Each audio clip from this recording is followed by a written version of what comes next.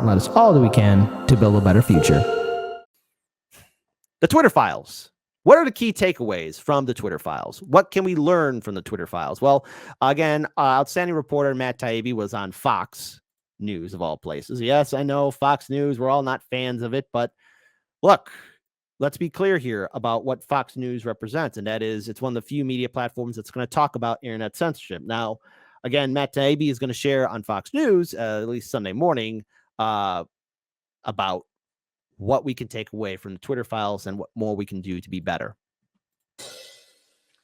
Welcome back. Surveillance and control. We're learning of the many techniques that the Biden administration has been using against the American people in their campaign to suppress truth and amplify lies, especially during and around major elections. Yes, we continue to see that. This week, Twitter CEO Elon Musk released more troubling information about the ways the administration has directed social media to censor American citizens and amplify its version of the Biden laptop and the evidence of influence peddling on it, COVID-19 and its handling of it, and the Russia collusion lie, which the Fed pursued, the FBI pursued, and secured FISA warrants to spy on Trump officials, even as they knew there was absolutely no truth to it. Independent journalist Matt Taibbi joins me now with the very latest batch of troubling files. Matt, it's good to see you. Thanks very much for your work around this all of this time. Thanks very much for having me, Maria. And what a lot of people may not realize, again, is, look, Matt Taibbi went through a whole files upon files of what was happening at Twitter. And again, a quick rundown. Facebook and Twitter were reached out to by, again, government agencies to silence and suppress what they felt would be misinformation. Case in point, the Hunter Biden laptop story. Again, in 2020, if we just look back in time, if you tried to share that article from the New York Post, you couldn't do it on your Facebook or Twitter account. It was deemed fake news. And then what do we find out in 2021? Oh, the story was real. Okay. Again, this is why people are not trusting corporate media. Appreciate it. So talk to us about the main revelations from all of these Twitter files. There's been a lot. I want you to suppress it into what's most important for us.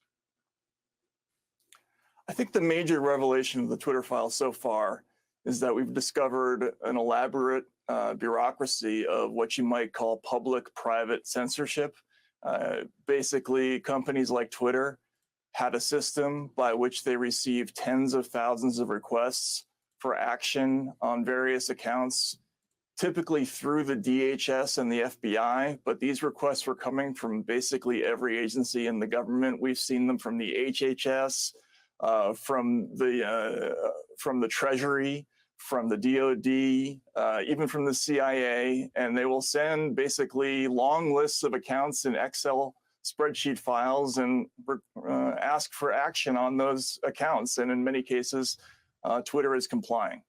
Yeah, I mean, we've been talking about the fact that the FBI had a task force of 80 FBI agents or 80 people at the FBI who were tasked with just dealing with social media, but it was many more than that, right? You're estimating up to 1,000 people throughout government.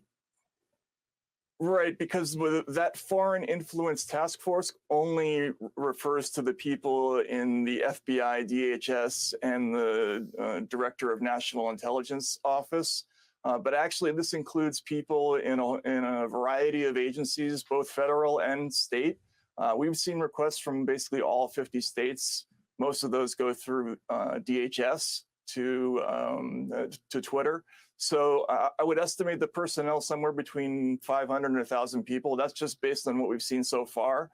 Now, when we've had Farron on the show and a few other people talking about with the aftermath of the Twitter files being released, again, I'm gonna quote Garland because he was absolutely correct. But you know, there is a algorithm put in place, but there were people who were viewing people's personal Twitter accounts, Facebook pages, but we'll just focus on Twitter, people's personal Twitter accounts, in which they did not like what they were posting or sharing. And I have to bring this up again. Look, Case Study QB, good friend of the show.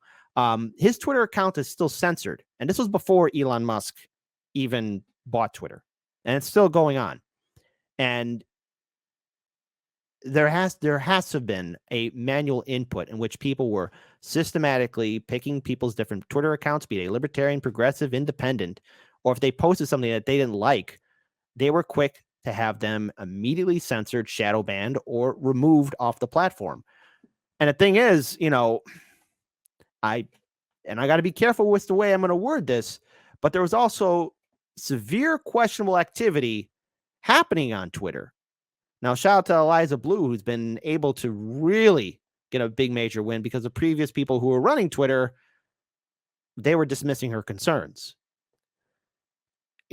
When I say it's bad in regards to the internet censorship and the way that there's a system being put in place, and yes, there is a system put in place, it's makes no sense whatsoever.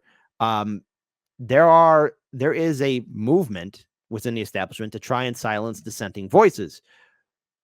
What the establishment needs to realize, there's a reason why there are so many people calling out the neoliberal system that we are in. People are struggling to get by. People are struggling day in, day out just to make ends meet. And it's still not enough. And with Twitter and with all these other social media platforms, it's a perfect environment for people to go onto the town square and say, hey, X, Y, and Z is wrong. There are some serious problems here. Why is it like it? And our politicians aren't doing anything, and the media is silent about it. It may be more than that. Unbelievable how extensive this is. And the FBI actually paid Twitter, right? What were they paying $3.5 million for? So that's a really interesting question, Maria. We found one incredible email from former FBI General Counsel Jim Baker. This was reporter Michael Schellenberger who found this. And it's essentially celebrating that the FBI had paid $3.4 million for, quote unquote, processing requests. So in other words, all those requests that were coming through to Twitter, and we see all the email traffic talking about what a burden it was for the company to process all of these requests. That's what the money was for. It was for them to look at all these requests for content moderation and censorship that were coming from all these different agencies. Unbelievable. And some of the requests were just incredible. I want you to tell us some about those requests, because at some point, some of the lawmakers like a Dianne Feinstein or an Adam Schiff would say, just shut these people's accounts down, period. The FBI would say, these are the people, these are the accounts that we think are, well, you tell me what they said. They just wanted them shut down. But what are the other requests that the FBI was making? What do they want to know from Twitter? Yeah, it's funny. As I was reading these tens of thousands of emails, we would put them into different buckets. So this might be a First Amendment particular issue over here. This might be a revolving door question over here. But then over here, we had a bucket called improper asks. And there you might see something like the FBI asking for user identification or IP addresses or handles, and in some cases, even things like geolocation of individual accounts. Now, the problem is we don't always see the other side of these transactions, but we can definitely see the government asking for these things. So these are things that they're not entitled to, usually without a subpoena or without a warrant, but they're asking for them anyway because they have a very close relationship with these companies. And in some cases, we're not talking about a few accounts, we're talking about thousands of accounts where they're asking for handles or IP addresses or other information. Unbelievable. And that, I think, is very dangerous. Yeah. Very dangerous. Of course, this is stunning. This is right out of the communist China playbook. All right, I have to stop it there. Again, Fox News, come on. I'm going to pull up another video because then I'm going to pull up another conversation why Matt Taibbi is, again, explaining why the Twitter files are important and why they're also a little bit one-sided. But look, bigger picture here, of course, corporate media is going to do what it's going to do. Playbook out of communist China. Okay. Fox News. Find the source for other words. Okay. Obviously, they're always triggered by communism and socialism, but there you go. I think we all get the bigger picture. The Twitter files are fundamentally important. The key takeaways is that, one, government agencies were in charge of influencing Facebook executives, Twitter executives, dare I say it even go further, Instagram, YouTube, etc., etc., etc. When I say that there's internet censorship, there is. It's in place. All these people screaming from the rooftop, there must be more regulation. For the love of God, it's there, and it's not working the way you want it to work. It's working at behest of the establishment that wants to silence anyone that's going to be critical of it. That's the takeaway from it. And I understand that there are many people who have different perspectives and points of view. I get it. But I think we all can universally agree our politicians are abandoning us, period. They're living their best lives. They have gold-plated healthcare, six-figure salaries. Other wonderful social benefits. They got connections to lobby groups. But the one thing they can't stand is when people call them out. And a lot of these politicians are doing insider trading. A lot of these politicians want to stop any form of criticism. Corporate media, which is supposed to be, again, in theory, the media is supposed to be holding these politicians accountable, but no, they won't, because they need to have access to said politicians. I want to pull up this video here. I played it before in a previous live stream, but I want to pull it up here because, again, Matt Taibbi explains in detail, again, more in regards to the significance of the Twitter files with journalists Aaron Mate and Max Blumenthal. Again, award-winning journalists who speak truth to power. Please be sure to support their work, especially what they do at the Gray Zone, and so much more. Look, a lot of people have been critical of the Twitter files in this project because they think that we're quote unquote cherry picking or showing only one side of things. Just to give you an example of how this worked, like I ran searches for Yoel Roth, the lawyer Stasha Cardiel, who it turns out I think it feels like she was running the company. Like everybody seems to be deferring to her, even lawyers technically ahead of her. There was a policy director named Lauren Culbertson. So I picked all the senior officials, and then I ran a search for DNC and RNC, right? On the off chance that there were also requests coming in from the RNC to get rid of stupid pages. And it didn't turn up that. Like what you get from the DNC is just this pile of requests to get rid of mostly really stupid things, like, you know, people saying hey, Republicans, go out and vote on Wednesday or whatever it is, right? Yeah. But you know, occasionally it's something like this where it's legitimately a parody, and they have to take their time out and explain to the DNC that, you know, we don't do that. You know, this is like speech, and they're not understanding that. On the RNC side, I'm not seeing it. Instead, what you see from the RNC are these constant letters saying, we're going to sue you if you keep doing this kind of stuff to us.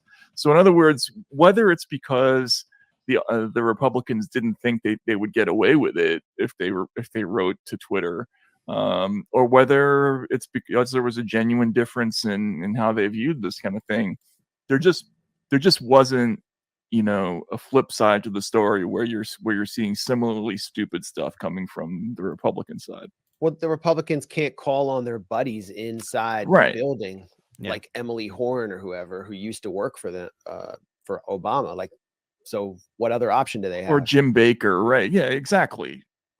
Now, look, another takeaway that you need to hear from that conversation is, if given the chance, the Republican Party would have acted the same way the Democratic Party was acting in regards to asking the large social media techs, Facebook, Google, Twitter, YouTube, et cetera, et cetera, et cetera. All right. I think we all know where I'm going with this one. The Republican Party, the Republican establishment, would act exactly the same way. Click, copy, paste in regards to how the Democratic establishment has its influence over social media. Now, when you call for censorship, or when you build a system where people are systematically trying to silence those who have a different perspective than the neoliberal narrative that we see from corporate media or two-party system, you know, it opens up a situation to where, okay, you're calling for more censorship, you're calling for more regulation, you're calling for people to be deplatformed, you're calling people to be targeted and have their voices silenced. It only a matter of time before this kind of censorship, or this massive need to suppress or silence any stories, be it the Hunter Biden laptop story or anything else, calling out the conspiracy theory of Russiagate, you create an environment to where, okay, we're not having a democracy anymore. The free press is no longer the free press. Independent media is being censored. Our politicians are largely responsible for this because they want to make sure that their gravy train still keeps on going. We don't have true representation in Washington, D.C., and the media fails to do its due diligence to call it out. Remember, all these stories that were deemed, oh, this is a conspiracy, or, oh, it's fake. Remember, let's just rewind back the clocks to the early 2000s. All of the media was saying it was factual that there were WMDs in Iraq. Then, a few years later, whoopsie, turns out that was fake. Whoops. Oops. Tell that to the dead. And even now, it's, Jacobin did an article, and I talked about this too. Oh, well, Hillary Clinton, yeah, she lost. It wasn't because of Russian bots. Yeah, she was a piss poor candidate. If that offends anybody, too bad. She ran a terrible campaign. Plus, again, there was election fraud, but I don't think a lot of people, Bernie Sanders included, don't want to talk about what happened to his campaign in 2016 and 2020. But that's a story for another day. Hunter Biden laptop story. I mean, I'm only just going after the big three, but there are numerous examples of the news being portrayed on social media because Twitter and Facebook were told to favor stories from quote unquote establishment sources at the behest of the Democratic Party. I want to pull up this video here. And again, shout out to Turncoat Don, because I found that video from Turncoat Don. He does a lot of great work. Shout out to you. Want at least give him acknowledgement. So these were like the last 15 minutes, particularly Musk asked some pointed questions, and he discussed the process, Musk himself, and potential interests. So here we go. This is just a little snippet of it. And again, you can find all the links in the show notes in the description box below. So let's go ahead and play it for the people. We don't know how much some of these relationships with, the FBI, the DHS, the DOD, like, have they been severed? I don't think so. We don't know. I've only personally met him a few times, and he's a difficult person to read. I would say my impression of him was generally positive. Maybe that's because I was being invited to do this project, so I was really excited. But I've been focused very heavily on this whole issue of the relationship to the FBI and to the other sort of agencies, and I thought we were making a lot of headway, and sometimes some of those things haven't aroused the excitement that I would have thought they would have. But you don't know. What do you mean by that? It haven't aroused the excitement you thought that? Well, I might have thought he would have been like, wow, that's. I mean, he sometimes he is like that, right? Like, I mean, I can't talk about a lot of this because these are all off the record conversations. But he's got a lot of stuff going on. Like, the company's losing, bucket loads of money, and there's dynamics that I don't understand going on. Like, I know for sure, because I've been told by other people in the company, that our presence there is deeply resented. It's really hard to say. Obviously, you're right. He is a defense contractor, and we are finding things that that probably wouldn't be popular with people who would be inclined to give out defense contracts. So we'll find out when he turns the faucet off. We'll find out. But so far, has anyone been stopped from reporting anything? To your knowledge? No. Not to my knowledge. I haven't been. All right, you could check out that full interview again, because again, the links to it are all in the description box below, and again, the Twitter accounts where it is, there's the original YouTube link as well. You could check out the work from the Gray Zone. Again, they do phenomenal work, and it's a fantastic conversation. I urge everyone to watch it in its full entirety. Those are just two snippets of the overall conversation between Aaron Mate, Max Blumenthal, and Matt Taibbi. Again, award-winning journalists who are speaking truth to power. But what can we take away? What's the major thing? And that is, well, we all kind of knew it. It's like that scene from Game of Thrones when the king asks, who's saying my daughter's children are illegitimate, And one of the king's sons says, Father, we all know. Well, same thing with corporate media, the establishment, Democrats, Republicans weighing in on social media. We all knew it. And the further we dive deeper into just especially what Matt Taibbi and so many others have been finding out, we're going to be finding out some very uncomfortable truths, some things that are absolutely repulsive, disgusting, deplorable. But we have to know that right now, we need to put this all to light. And we need to shine a light on it and help educate a lot of our friends and colleagues who may not be aware that this is happening. Some people go on social media and see Twitter files, but how many of them really know why this is significant and what this means in the long run for us, dare I say it, to have a healthy, robust democracy? I know I just said a healthy, robust democracy. What the hell does that look like? I don't even know. I don't think any of us really know. But we do know that there's something fundamentally wrong, and information and the media, it's not being shared. The media is failing to do its job. And we see that there's, again, the system being put in place that's being revealed to us of unnecessary censorship.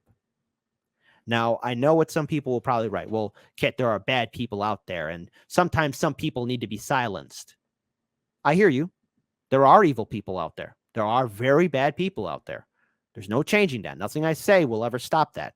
I get it. I get it. I get it.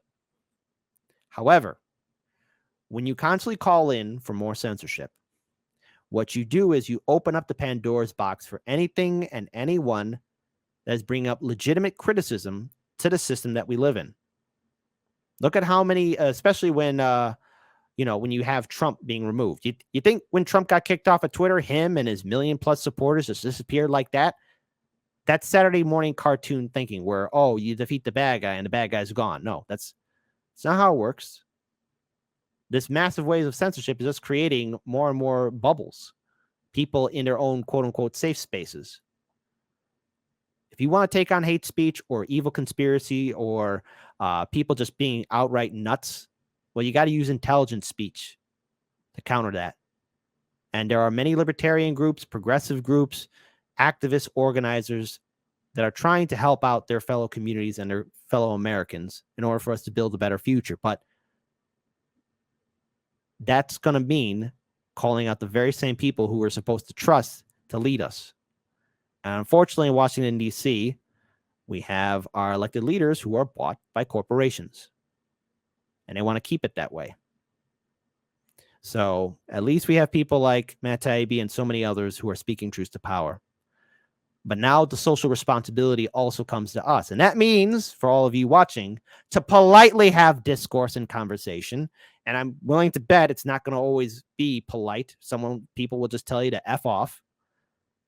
But we need to start helping educate some of our friends, colleagues, co-workers, neighbors, just how screwed the system is. If we don't, nothing will change.